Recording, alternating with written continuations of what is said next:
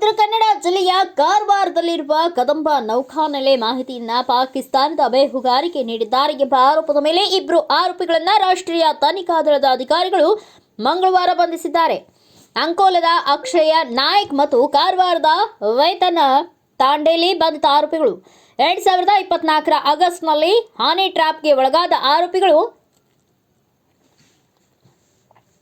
ನೌಕಾನೆಲೆಯ ಮಾಹಿತಿಯನ್ನ ಪಾಕಿಸ್ತಾನಕ್ಕೆ ಒದಗಿಸಿದ್ದಾರೆ ಎಂದು ಆರೋಪಿಸಲಾಗಿದೆ. ಈ ಬಗ್ಗೆ ಪ್ರಕರಣ ದಾಖಲಿಸಿಕೊಂಡಿದ್ದ ಎನ್ಐಎ